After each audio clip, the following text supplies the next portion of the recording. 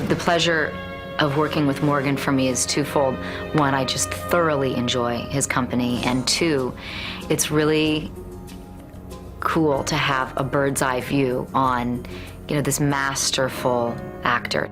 I think what's unique about anybody's on-screen relationship is how your chemistry works, how you feel about each other, and how the relationship looks on camera. What?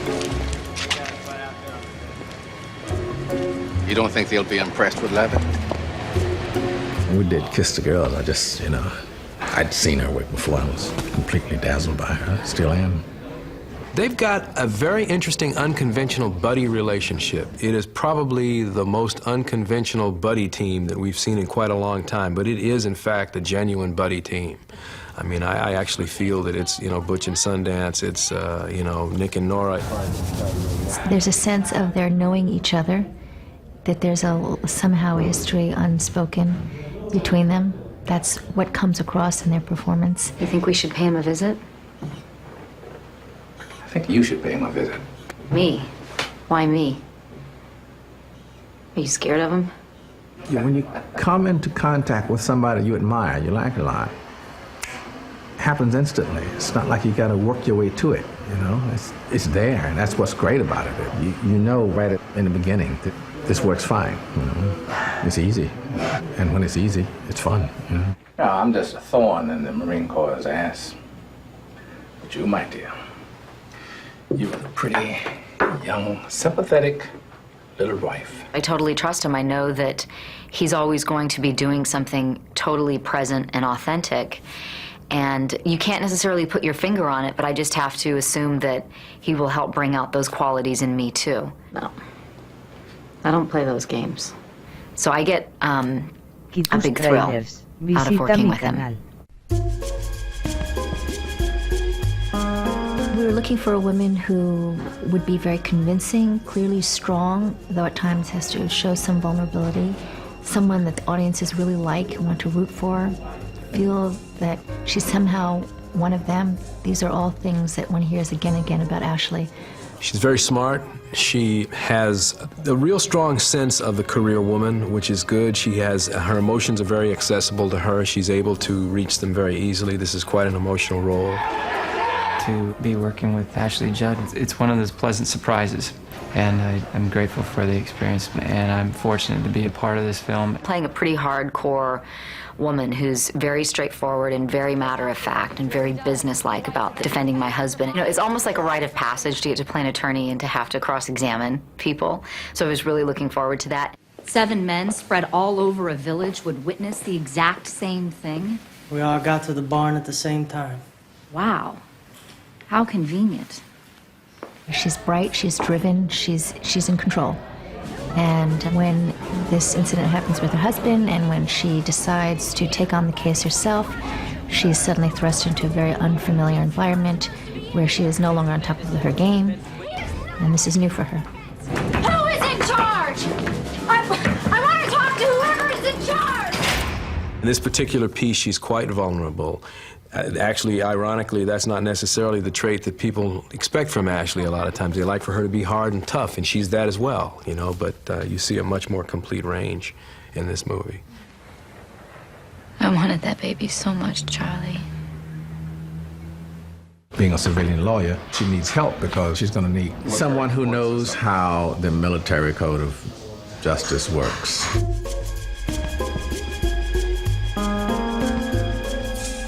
Knowing I will need some augmented and expert military information, I am led to a former Marine attorney, and he believes in our case, and so he comes on board as my partner. Having been a military attorney, having had that experience, and also having just street smarts, he knows how to navigate through those waters. And he's a guy who comes in and supplies the street wit as to how to deal with this particular form of justice. The great thing about Morgan's character is that it was a really well-written, three-dimensional guy, and then, of course, supplementing that with his own tremendous uniqueness as a performer made for a really, really interesting character. I can't believe it. They want a deal. I love being a wild card. There's so many twists and turns in the story that at times Y tus it could have trailers. easily Visita mi jeopardized canal. the ability for the characters to have been fully rounded. And yet, because you have someone who is as warm on the screen as Morgan is and who has that human quality, you don't worry about that. You really think I'm willing to give up 483 days of sobriety and start all over at day one, Claire? Morgan is, again, one of those actors that people feel utterly comfortable around. They like him. They feel he exudes a kind of authenticity, wisdom. People, I think, just want to sit at his feet and learn from him. For me, it's like being able to step in and work with Henry Fonda or Marlon Brando. These are people who inspire millions to get out of bed and actually try and do this for a living. And so being on the same set as him, let alone the same frame of film, has been an incredible privilege, and I will never be used to it. It's the humor, it's the warmth, it's the just weight, the gravity that, you know, Morgan Freeman brings to, you know, to Glory, Driving Miss Daisy, Shawshank Redemption, anything you've seen him in. And people really relate to him. They just, I mean, all the time when people are asking me about the movie, who's in the movie, and I say, everybody goes, I love Morgan Freeman. Everyone. It's amazing to me. He really has that ability to, people have really responded to him over the years, and they look forward to seeing, you know, what kind of quirky character he's going to play next. It's just a fortunate situation. You know, you can have two of the best players in the world, and sometimes they don't have the chemistry. And in this particular case, you've got two very good players, and they, thank God for us, had the chemistry.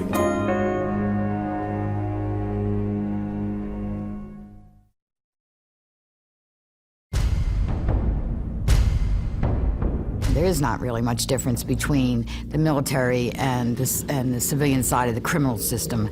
The words are different. Crimes are crimes. There are some military crimes that are not civilian crimes, like if you failed to go to work in the Marine Corps or the Navy or the Air Force or the Army, you can be punished at a court-martial for what we call failure to go. Told to go somewhere and don't show up, you can go to court-martial, you can go to jail. There are some things that the military personnel do not have a right to, such as trial by jury. We call it members. We don't call them defendants, we call them accused. We have no bail. We don't normally refer in military jargon to arrest. It's called an apprehension. The exact same presumptions apply in a military court-martial as they do in a civilian case. That is, each and every element of the offense has to be proven beyond a reasonable doubt. The findings, as we call the verdict, is two-thirds. Two-thirds must agree on a finding of guilty. In terms of offenses which violate military law and civilian law, you theoretically can be tried by both systems. There's a case called Solario, which says that there need not be a military connection to the crime in order to be tried in a military court. Prior to that time, they had to show a nexus between the crime and the member that had something to do with the military. Now it's down to what kind of jurisdiction does everybody have. There are no rules governing the use of civilian lawyers. Traditionally, not enough people use civilian lawyers, and it may be because they're not cheap. You're entitled to the military lawyer that the convening authority details you. You might get Lieutenant Smith, who got here last week. In terms of full and free exchange of all documents, we have the same discovery process on both sides of the house, whether they're admissible or not in some cases, so you can determine if they're admissible without prejudice to either side. There's no surprises, no trial by ambush, as they like to say. Once the members have listened to all of the facts and the closing argument and the instructions on the law, they deliberate, however long that takes. The maximum sentence at a general courts-martial would be for the crime of murder in the first degree, and it generally is life imprisonment, although we still do have the death penalty on that side of the house. Do you get more chances, whatever that means, if you're a civilian defendant? Yeah, absolutely. I have a client with 4 DUIs in 1 year. Hello? That's not going to happen in the military because you're not going to get that far. You have a drinking problem, you belong in rehab. or out of the Marine Corps. The sentencing phase is very difficult for people who have been accused and convicted. The worst thing you can do, in my experience, to punish a Marine is to make him not a Marine anymore. And once the convening authority orders the sentence executed except for a punitive discharge, then it goes to the first level of review, which is the Court of Military Review, where that court decides whether or not there are substantial errors to the prejudice of the accused. And then if selected by the Court of Appeals, they decide whether anybody lower than them made any mistakes and can they do anything about it, basically, is what happens. Not very many cases get overturned. Some get commuted. Death sentences are commuted all the time because of error below. They don't want to try a death penalty case again. And if the court overturns your case, then the convening authority has the option of trying you again or not trying you again. When you come in the courtroom, I like to say nobody wears any rank.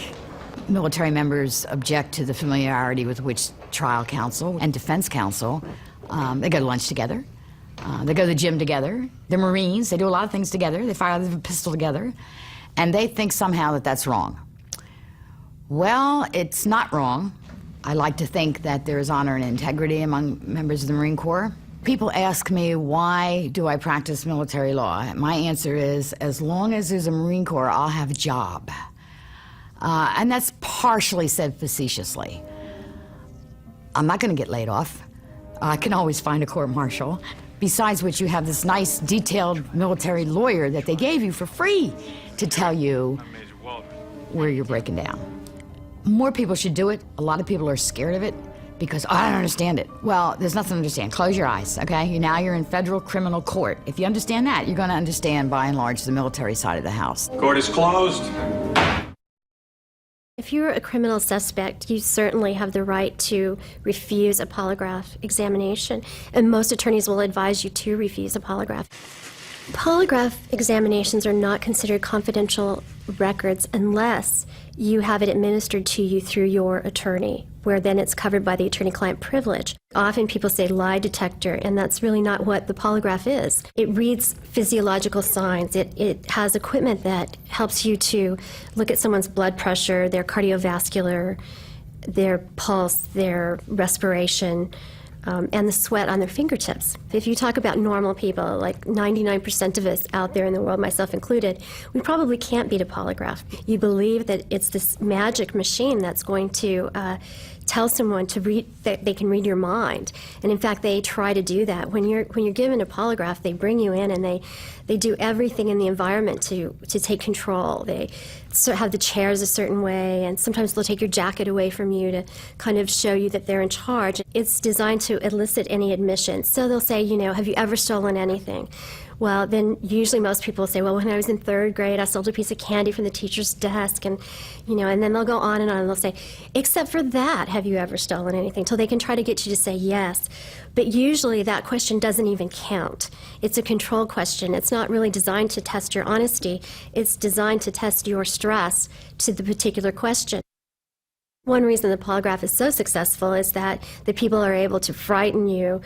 Even if you're not deceptive on a polygraph and you have a perfect reading, very often the polygraph operator will lie to you and say, I'm sorry, but there's something wrong in this polygraph. It looks like you're showing a reaction to this particular question. Can you tell us why you might be reacting to this particular question?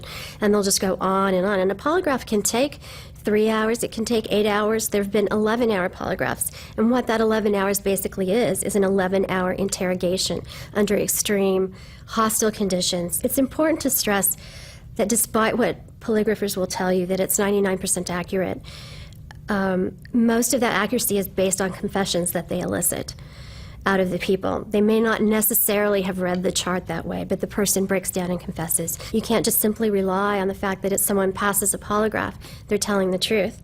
And also, if someone is inconclusive or deceptive on a polygraph, I mean, yes, they're showing some sort of physiological response, but we don't know what that response is to. There's nothing scientific that says they're definitely lying. And if they are lying, you don't know what they're lying about until they confess. Audrey James was a very damaging spy who was a CIA operative in the Soviet division of the CIA. During the time that he was doing this spying, he was administered CIA polygraphs, and he passed those polygraphs. Well, about a year before he was arrested, the CIA realized they had a mole in the Soviet division. And so they started looking back at polygraph records, and they started investigating 100 innocent people who had done nothing wrong, whose polygraphs were actually more deceptive than Aldrich James, who was a spy. There's a whole counterculture of people out there that use methods to defeat the polygraph, and they train people to beat the polygraph. There's varying ways. When you have a control question, you're supposed to show a more significant response. Some things that they tell people to do, you should bite down on your tongue very subtly during that question and for 10 to 15 seconds after the question, except, of course, when you're saying yes or no. And the pain that's created will create a response on the control question. Then when you get to the relevant question, it'll show less of a response. There's the old pucker test, and I'm not talking about your lips, but people are taught to have a little squeeze during the control questions. But now the new chairs are motion detectors or sensitive, movement sensitive. So they are taught, to sit on their hands and practice doing this. Now, the polygraph examiner's response to the countermeasures is countermeasures. They get paid to administer polygraphs, so they want everyone to rely on them heavily. So they are developing countermeasures to defeat the countermeasures that are existing, hence the chair that detects movement. Often you'll be asked to take your shoes and socks off, so they make sure the old tack in the shoe isn't there. But it takes a lot of self-control, a lot of focus, a lot of energy, and for most people there's no way that they're going to be able to employ any countermeasures. The polygraph operators of today are well trained, but your occasional sociopath, pathological liar, your spy, people like that are so trained in deception, and they live lifestyles of deception that it's second nature to them. Most polygraphers or polygraph operators say that you don't actually beat the polygraph, you actually beat the operator, and that a good operator won't be susceptible to countermeasures. But of course that's very controversial, and I think in this day and age when you have people like Aldrich James beating the polygraph, I think it's clear that people can and do beat the polygraph. The polygraph cannot replace good old-fashioned investigative detective work. You have to really hit the pavement and do the work to make a case. You can't just hook wires up to someone and say that this is going to magically solve a case. A polygraph is not admissible in court, and that's because it's never been proven scientifically reliable. When I first learned that I had sold the rights to High Crimes to Hollywood, I thought, well, that's nice. That's a nice check. And that's the end of the story, because I've sold other books to Hollywood, and in 80 or 90% of the cases, they don't get made. So it's a strange feeling to sort of see this story that you've created taken over by hundreds of other people. I was nervous about it, but my nerves did not have to do with this had better replicate the book. This had to do with, I hope the movie's good. I just hope it's a good movie. A movie adaptation has to be faithful, but not faithful to the book. That is the sure route to disaster. It's got to be faithful to the medium. With a book, you've got a whole day to read it, or several days. In a movie, you've got about an hour and a half. The compression demands that the characterization come across really quickly. Claire has a daughter in the book, a little girl named Annie. In the book, she's an important character, and she doesn't exist in the movie. Annie, who is really Claire's daughter from an earlier marriage, becomes the focus of her attention, of her protective instincts. In the movie, there is no daughter because I think they wanted to focus this more on the relationship between the husband and wife. There's a difference between the thriller as a book, as a novel, and the thriller as a film, necessarily because the media are completely different. You can know what's in any character's head because the writer has the luxury to give you this. Whereas in a movie, there is so much that can be communicated only by a look or by a glance or by the way a character is dressed. I didn't have to worry about, for example, when I was writing a book, how did Claire dress? She wore a suit. How did I know? Whereas it made a real difference what her hair was like, what Ashley Judd's hair was like, because that really gave you a major impression immediately of characterization. My agent called up and said, Carl Franklin would like you to play a small part in the movie, sort of a cameo, kind of a Hitchcock thing. Would you like to do that? And I said, sure. And he said, The catch is you're going to have your head shaved. Visita mi canal. Do you mind? And I said, yeah, hair grows back. That's all right, I'll do it. When I first walked into the sound stage, I walked by the brig, the prison where Tom/Ron is being kept. And I did this double take because I realized this is exactly how I described it in my book. It's as if they had sort of taken this imaginary set and made it real. It was unbelievable. It is so bizarre to be playing a part in a scene that a few years earlier existed only in my head. I sat down there on the first day of shooting, and no one on the set knew who I was. So I'm sitting there at the prosecution table, my first minute on the set, and the actor who plays Lucas Waldron, Michael Gaston, came up to me and introduced himself, and he had no idea who I was. And he said, all right,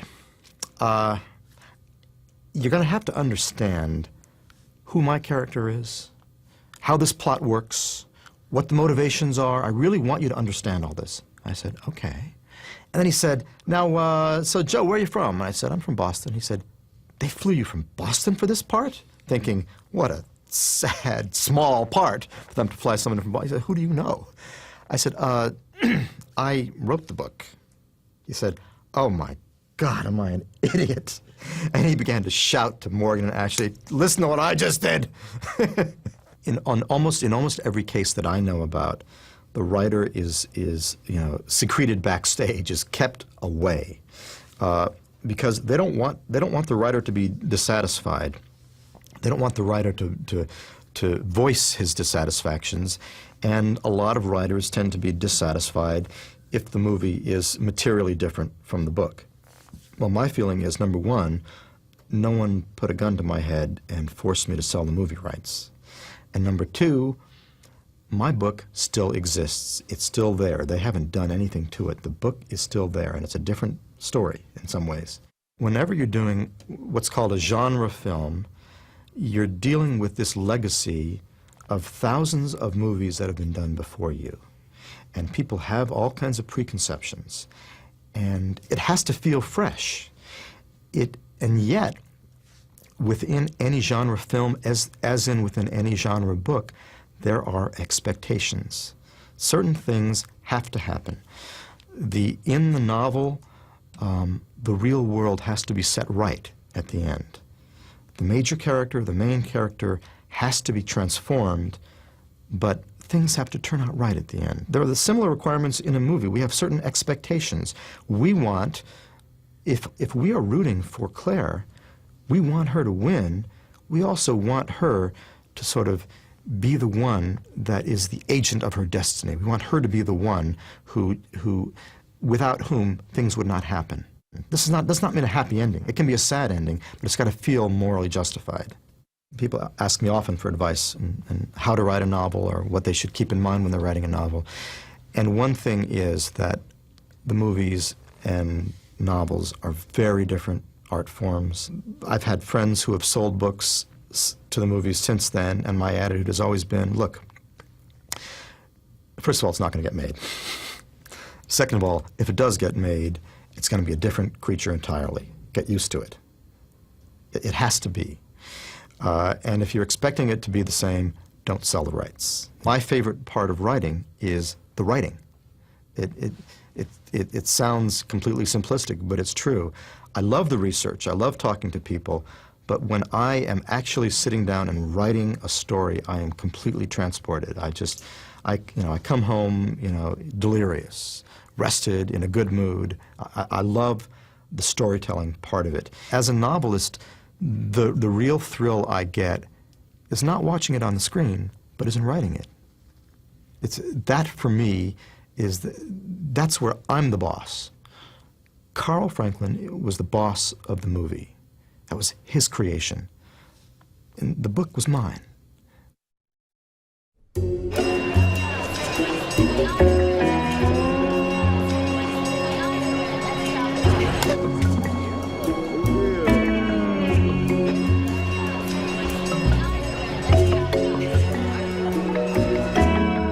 We had to be very careful during Christmas at Macy's at Union Square because we had all these people running around in FBI jackets. We had people call the police saying, "What's going on?"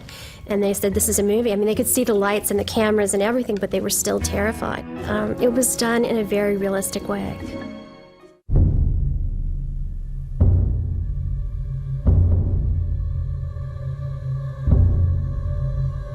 Tus trailers, visita mi canal.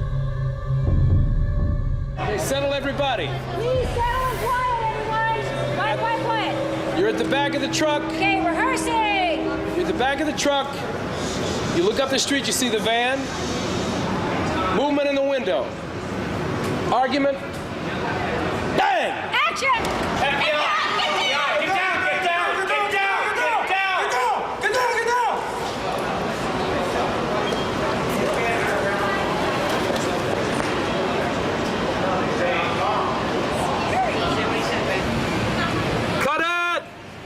Right? We don't go down to these guys, right? We don't go down to these guys. Right. Now who? Yeah. You double hit. Yeah. Okay. Yeah. Hesitate, don't go down. Just stand over there and say, please say down. We're not worse to get going away from it's written. And this is procedure. I know this is in my head what we're doing. All right, so you realize there's something a little weird. Why is he freaking? He's here, right? He looks, and then, but before, in the middle of all of that, what's going to happen is there's going to be a flashbang that's going to go off behind you. What's the flashbang? Flashbang is a quarter stick of dynamite, which is used as a distraction, a diversion.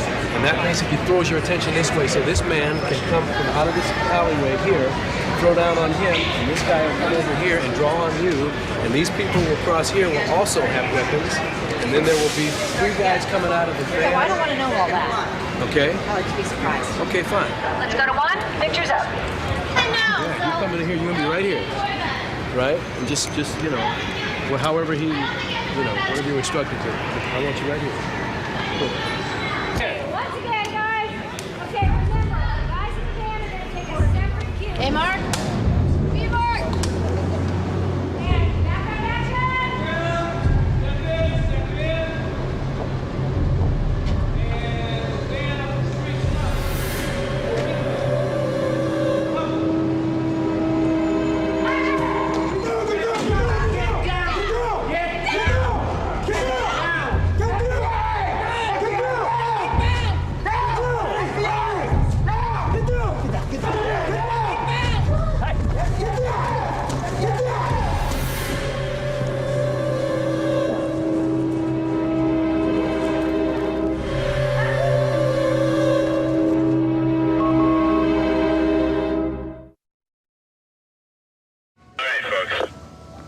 Carl? Nobody. Don't worry about me. Okay? Why don't you put your finger down your throat before you start? That's a good idea. I'm planning on selling his vomit on eBay. I'll be all right. The car crash sequence we did out at San Pedro took us 2 nights to shoot. We had a second unit. Bob Brown, my stunt coordinator, did some of that shooting for us too. He handled probably about a good 10% of that stuff, and then I had the major crew doing the other stuff. And action! Action!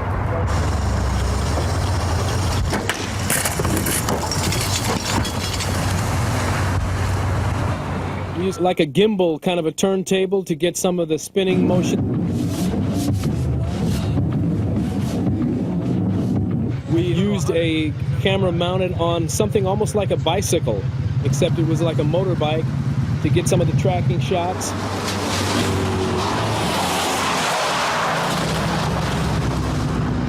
We pulled the car over with a cable to get the sense of it going toward the signpost on the side. And we also even used pans to shift the car as well.